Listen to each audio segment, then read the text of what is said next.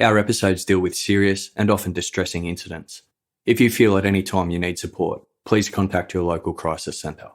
For suggested phone numbers for confidential support, please see the show notes for this episode on your app or on our website. In December 1924, amid the growing post-war recession and the aftermath of a crippling hyperinflation, Germany was transfixed by a monster. Described as debonair and over-polite, 45-year-old Fritz Hamann freely confessed to the sexual assault and murder of numerous boys and young men. While some details of his crimes were deemed too gruesome for publication, there was still plenty of grim fodder for the media to report on. They dubbed Hamann the Vampire of Hanover and the Wolfman, after he claimed to have killed his victims by biting through their necks for his own sexual gratification.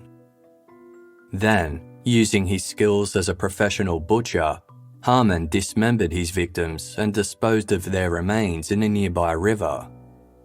This earned him the additional title of the Butcher of Hanover.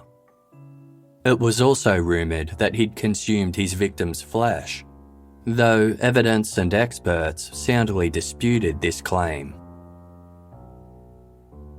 On December 19, 1924, Fritz Hamann was convicted on 24 counts of murder and sentenced to death.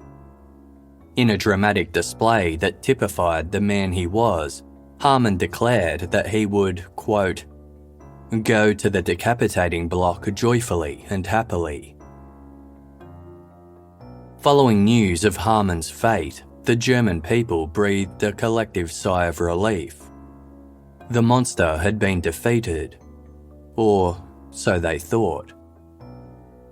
The morning after the Vampire of Hanover was condemned, a second monster emerged 600 kilometres away in the town of Münsterberg.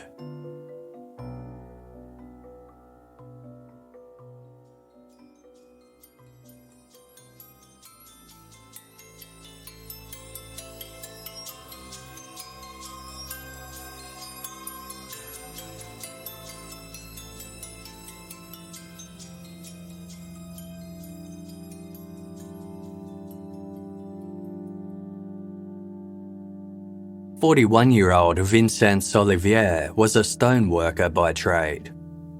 As a younger man in the pre-war years, he might have been a traditional journeyman, travelling throughout the region and honing his craft in exchange for meals and board. But by December 1924, the economic hardship that had swept Germany had reduced Vincenz to a wandering beggar. On Sunday, December 21, Vincenz woke from his first night's sleep in the Münsterberg Evangelical Homeless Shelter. Now known as Żałbica in Poland, Münsterberg was a town of about 9,000 people located in what was then the Lower Schlesian region of Weimar, Germany. At its heart were the town hall and a small town square, enclosed by densely packed tenement housing that extended a few hundred metres on all sides. Old fortification walls from the Middle Ages partially framed the township, overlooking the farmland and forests beyond. Vincenz Olivier set off late in the morning with the intention to beg on the outskirts of Münsterberg. Making his way out the northern edge of town, he soon found himself walking along Teichstrasse. The semi-rural residential street consisted of two-storey grey brick apartment buildings, each standing a respectable distance from its neighbour. Vincenz approached building number 10. Winter had stripped the trees in the garden bare, and a thin layer of snow covered the courtyard. He knocked on the first door and was greeted by Mrs. Voigt, a woman in her 40s who lived with her husband and two adult sons. Touched by Vincenz's plight, Mrs. Voigt handed him 20 pfennigs, enough to buy 6 eggs or nearly a kilo of potatoes. Inspired by this windfall, Vincenz decided to try his luck with the other residents of number 10. Vincenz headed to a flat at the rear of the property and was no doubt pleased when its sole male occupant answered the door, as he was known for his generosity towards travellers and beggars. The old man, aged in his 60s, invited Vincenz into his tiny one-room home, offering to match Mrs. Voigt's 20 pfennigs in exchange for a small favour. Short of sight and unable to write a letter to his brother, he requested that Vincenz sit at the table and transcribe what he dictated. Happy to oblige, Vincenz entered the flat and closed the door behind him.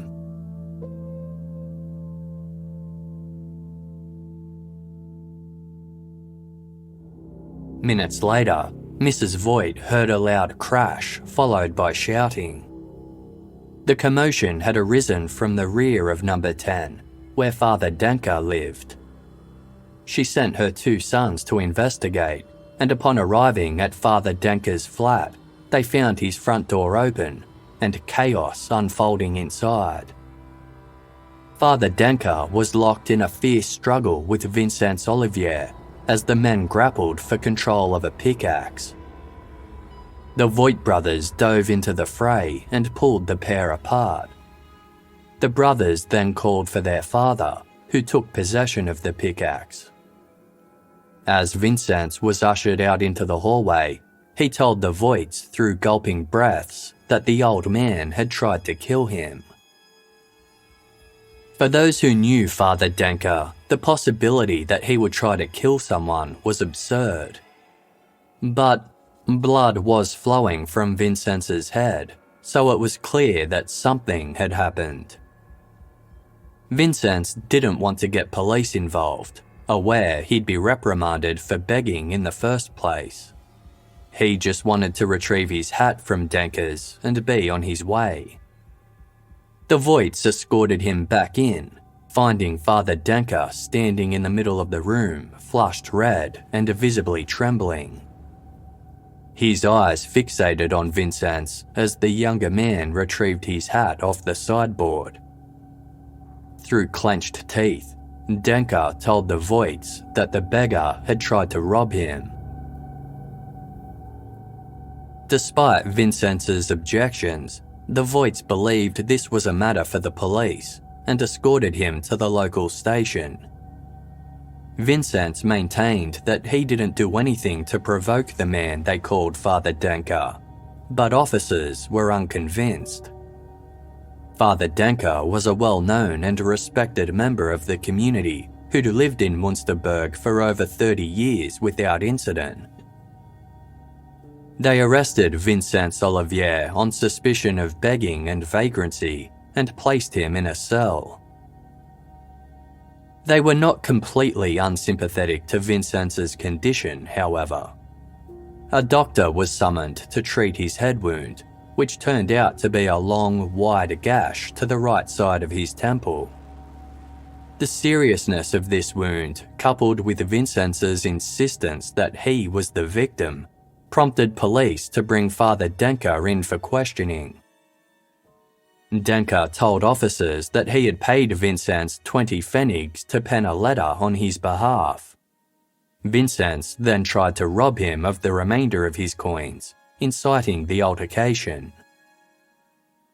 The police were willing to believe Father Denke's version of events. However, just to be sure, they decided to keep him in a holding cell at the station while they investigated further.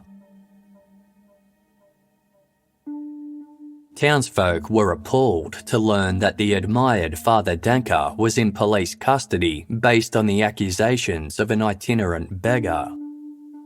As a younger man before the war, Father Denke had been a dedicated Lutheran who performed the esteemed role of processional cross-bearer during funerals at the local evangelical church. He was not an ordained minister or a pastor.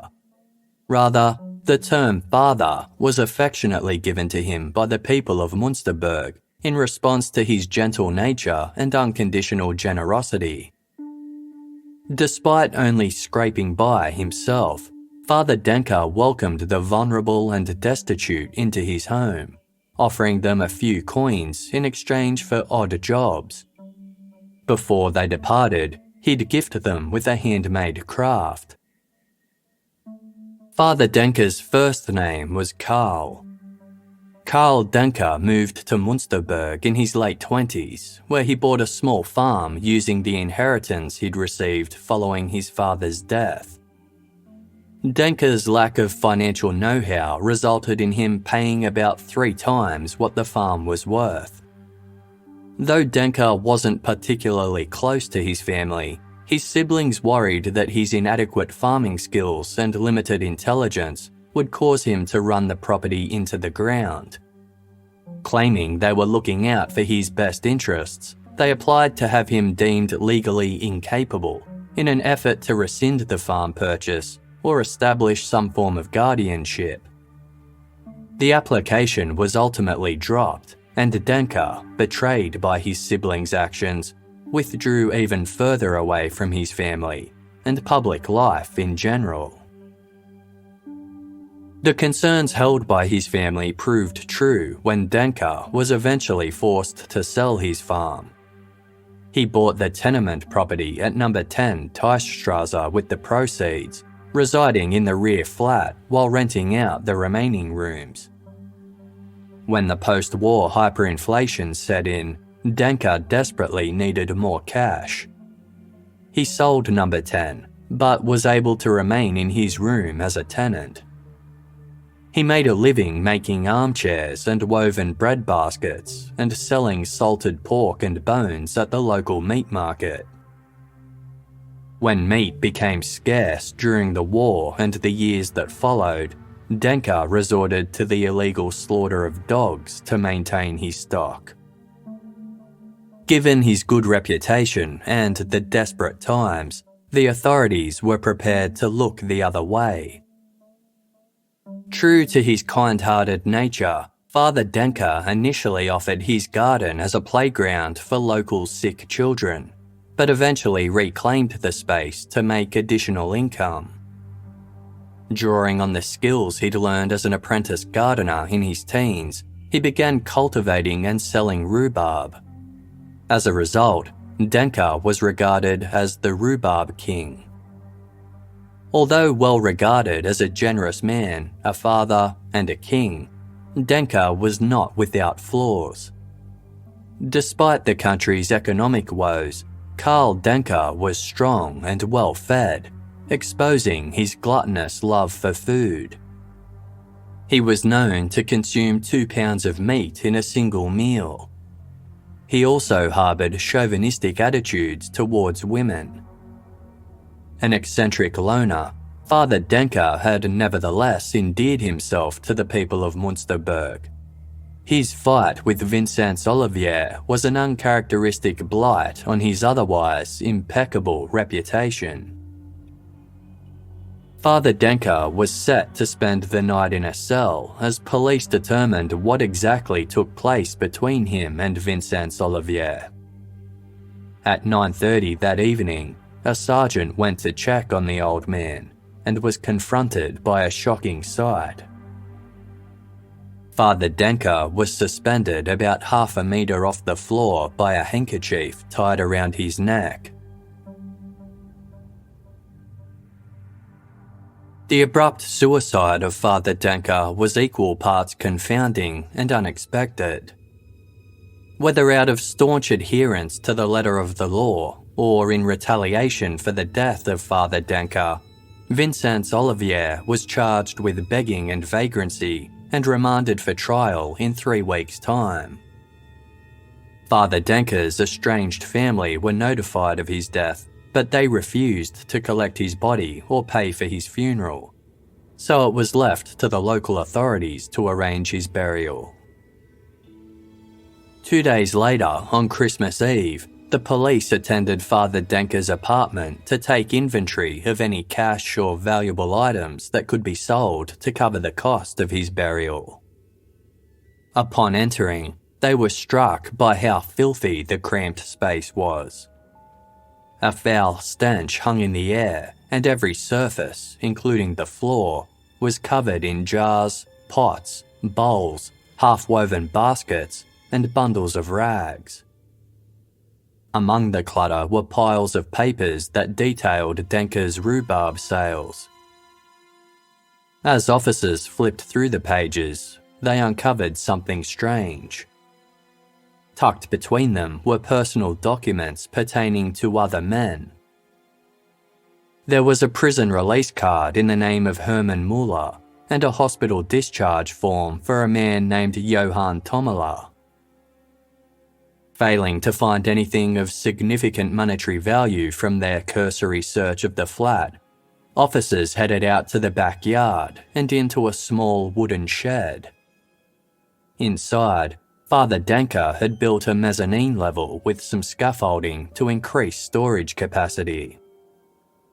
From below, the officers could see at least one wooden barrel sitting up there. Clothes and other bundles of laundry took up the majority of the remaining space. There was also a large wooden bucket about 40 centimetres in diameter on the ground. It contained various cuts of cured meat settled in a salt solution. This wasn't an unusual finding given Father Denke's livelihood. Yet, there was something about the meat that didn't look right. Aware that Father Denke had previously slaughtered dogs for food, attending officers took a closer look into the bucket. One of the pieces of meat caught their attention. The realization dawned. It wasn't fur sprouting from the pale, meaty substance. It was human chest hair.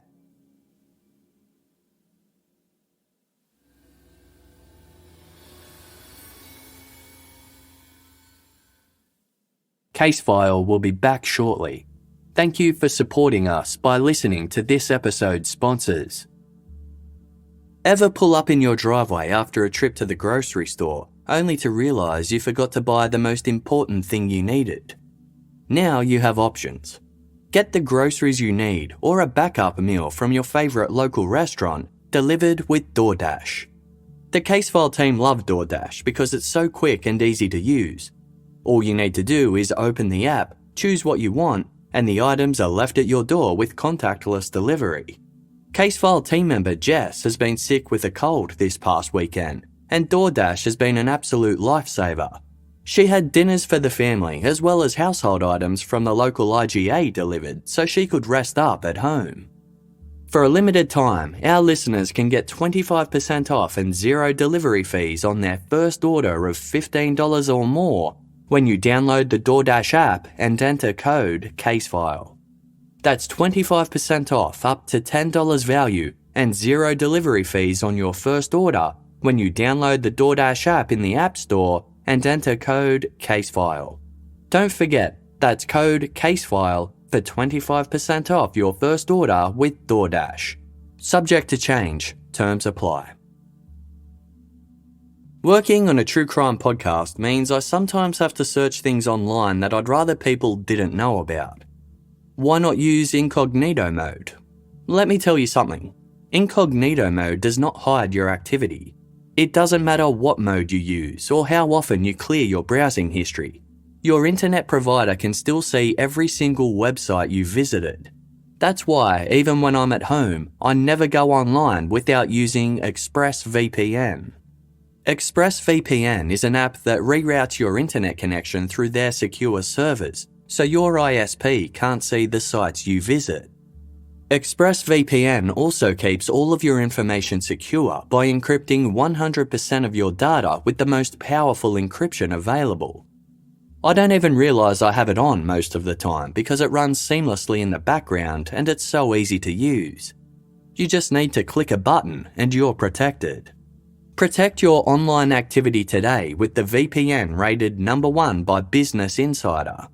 Visit Casefile's exclusive link, expressvpn.com/casefile, and you can get an extra 3 months free on a 1-year package. That's expressvpn.com/casefile. expressvpn.com/casefile to learn more. Thank you for listening to this episode's ads. By supporting our sponsors, you support Casefile to continue to deliver quality content.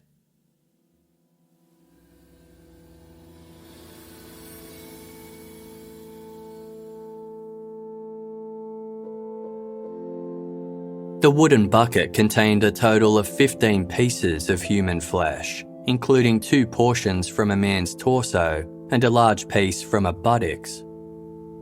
A medical examiner determined that the salted meat mass had come from 3 different men and had been pickled less than a month prior.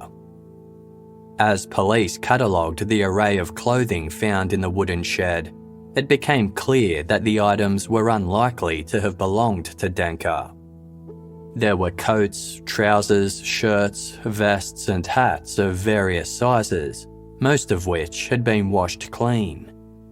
Those that hadn't were stained with blood.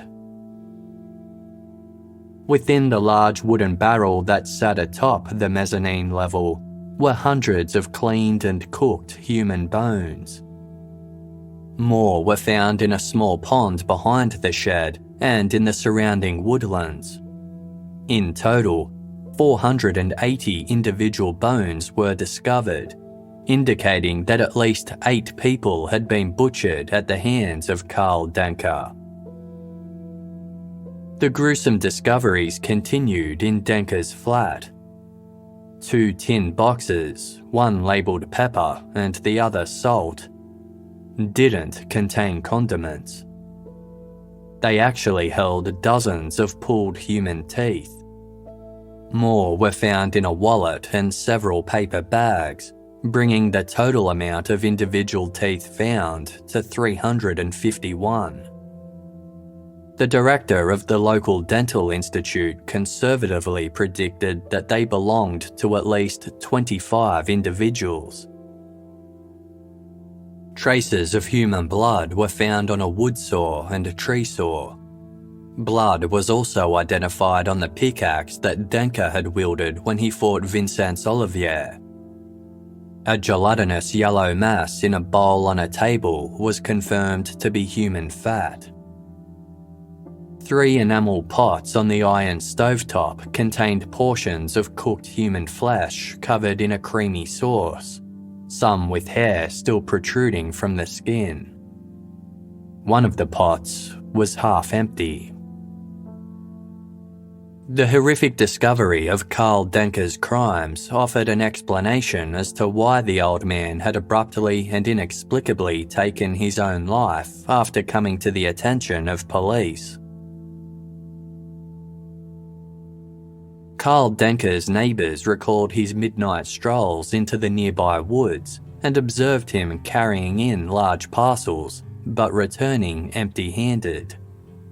They considered it odd, but didn't think he was up to anything sinister. On many occasions, they had witnessed him hauling pots of meat from his flat to the wooden shed and pouring the bloody contents of his buckets into the courtyard drainage. At the time, their only real curiosity was where he got his dog meat in such high volumes. They occasionally noticed a foul smell coming from Denke's apartment, but it always disappeared once they raised the issue with him. They assumed that the chopping and sawing sounds emanating from his place at all hours of the night was just Denke constructing his armchairs. As news of Denke's disturbing appetite spread, more people looked back at their own experiences with the introverted builder-butcher with heightened suspicion. A woman insisted she had once seen a human navel on Denke's dining table. One winter, children had found a thumb frozen in the pond. It also emerged that 2 other beggars had managed to escape Denke's attacks a year or so earlier. One had broken free from a chain wrapped around his neck. The other ran out of Denke's apartment covered in blood. Knowing they would likely be charged with begging and vagrancy, neither reported the assault to the police. Denke's family offered insight into what cultivated his disturbed mindset. They described him as a lazy and petulant child who long suffered with a bedwetting problem. He uttered his first words when he was about 6 years old, with many viewing his silence as a lack of intelligence. As he grew, so did his indifference toward his family and people in general. He was said to have had no fear, harbored no disgust, and appeared emotionally numb. Denke's family described his fascination with Daniel Defoe's 18th century novel Robinson Crusoe, particularly the passages describing and illustrations depicting cannibals eating their victims.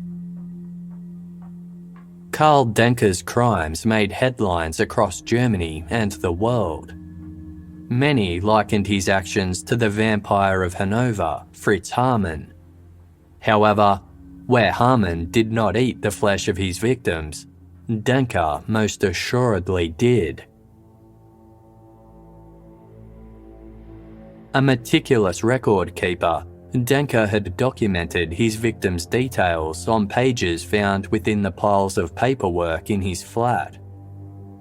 His first victim was listed simply as Ida, with February 21, 1903 as her date of death. Investigators would later determine that this woman was Ida Launer, who disappeared that day while en route to visit a friend. In total, Denke had filled 4 pages with victims' details. The final entry on the list did not include a name, only a date of death, November 17, 1924, a month prior to his suicide. According to Denke's list, this person was victim number 31. Karl Denke had been killing for 21 years. The majority of Denke's victims were travelling craftsmen, carpenters, locksmiths, blacksmiths, mechanics, and gardeners, no doubt intentionally selected as they wouldn't be noticed as missing. They were mostly males in their late 50s to early 60s, however 4 women did appear on the list. Denke's youngest victim was a 15-year-old boy named Avold Koenig, who was murdered during the war on August 15, 1915. His oldest victim was a 75-year-old baker named Julius Busch, whose life was taken on March 13, 1921.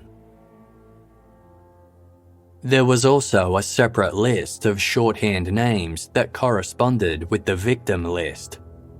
Next to each name was a number that represented their slaughter weight. That was the net weight of their body after their blood, organs, head, and genitals had been removed. Investigators concluded that Denke had prepared just over 2,500 pounds of human flesh for consumption. The sheer amount raised genuine fears that he had sold some of the meat as skinless corned pork to marketplaces in the region's capital. This prospect horrified one newlywed couple, as all the meat served at their wedding feast months prior had been purchased from Karl Denke. Yet, there was no evidence to indicate that Denke sold human flesh to others. He did serve meat to visitors at his flat, though its origin could no longer be ascertained. Nevertheless, meat consumption in Münsterberg dropped significantly in the weeks following Karl Denke's death. The revelation that Denke was a prolific cannibal serial killer was horrifying enough. However, the discovery of other seemingly innocuous items would only heighten his depravity. In addition to those in Denke's wooden shed, more bundles of clothing and material had been found in his flat. All had been neatly tied with narrow straps of human skin. Closer inspection of the breadbaskets revealed that they too were woven from the skin of Denke's victims.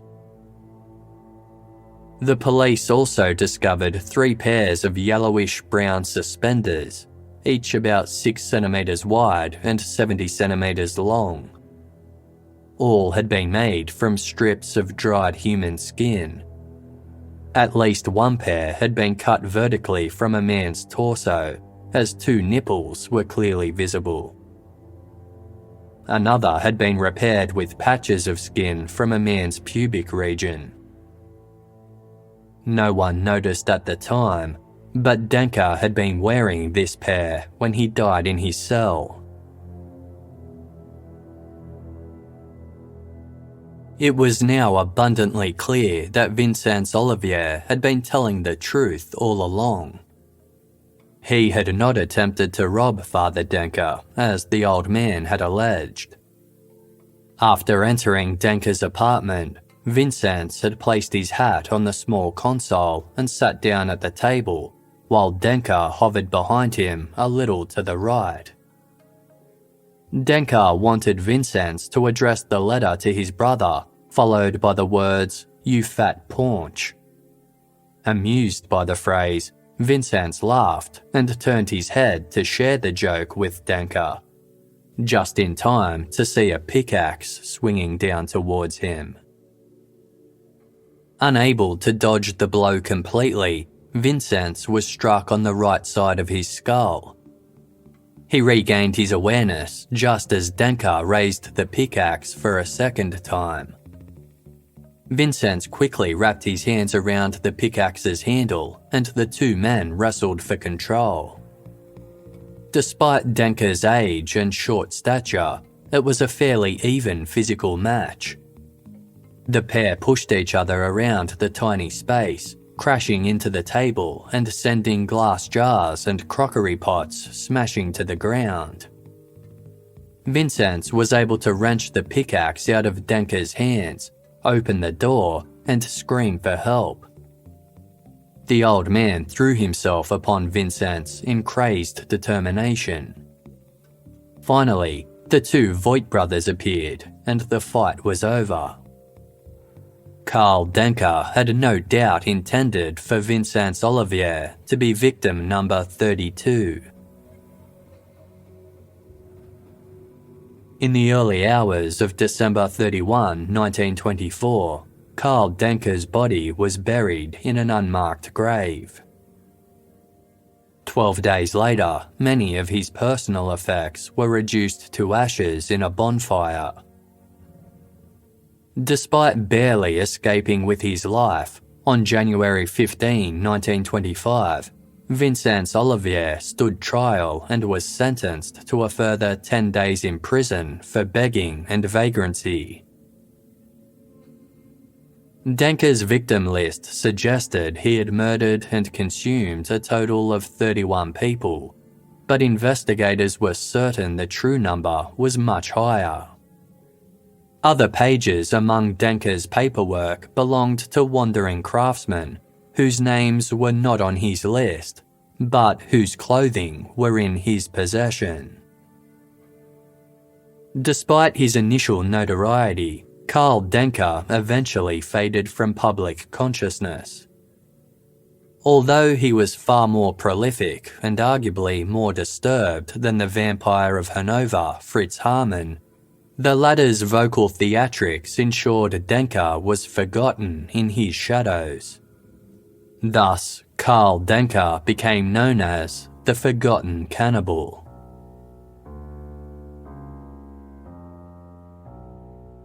"25-year-old Emma Sander lived in the small town of Neuhof, less than 6 kilometers north of Münsterberg. On December 21, 1909, Emma vanished while on her way to work. In the coming days, her naked torso, arms and head were found separately in the woods outside of town. Her lower legs were recovered near a railway line. Emma had been choked unconscious, then killed by a method of slaughter popular with butchers for its efficiency and lack of blood splatter, known as the mutton sting. Given this procedure and the expertly performed dismemberment of Emma's body, authorities concluded that her killer was a trained butcher. Suspicion quickly fell onto a local butcher named Eduard Trautmann. It was well known that Emma Sander had been terrified of Trautmann ever since she rejected his marriage proposal. A witness at Trautmann's trial testified that Trautmann had declared that he would beat Emma to death if he were ever alone with her. He was also seen wearing a leather coat with sheep wool lining that looked remarkably like one that had belonged to Emma. The day after Emma had disappeared, the distinct smell of burning leather and wool had emanated from Trautmann's house. Harbouring a reputation for violence, Trautmann often spouted threats such as, "I'll turn you into sausage," and "I'll cut your head off." He had even once attempted to murder one of his instructors. One master butcher under whom Trautmann spent time as an apprentice testified that he'd seen Trautmann carry out at least 4 mutton stings. Despite Eduard Trautmann's claims of innocence, he was convicted of Emma Sander's murder in February 1911 and sentenced to 12 years in prison. Trautmann was released in January 1923. 15 years after Emma Sander's murder, Karl Denke's crimes were exposed. The name Emma was listed in his notes as his second victim. There wasn't a surname, but Denke had included her date of death, which coincided with the date Emma Sander had disappeared. Authorities soon realised that they had made a terrible mistake. Eduard Trautmann was telling the truth. He did not kill Emma Sander. Trautmann's conviction for the murder of Emma Sander was overturned in March 1926. The jury's guilty verdict had been questionable given the timeframe in which Trautmann had apparently committed the crime. He visited the Neuhof Inn at the time Emma was set upon. This permitted him a strict 5-minute window in which he confronted, strangled, bled out, and dismembered the young woman. Even a skilled butcher such as Trautmann could not have completed such lengthy procedures in so little time. Emma was the only victim whose slaughter weight was not recorded on Karl Denke's list. As Detective Polka noted, this was because Denke hadn't used any of the meat for himself. A strange injury found on one of Emma Sander's lower legs now made grim sense. A long, wide strip of skin had been removed from her shin.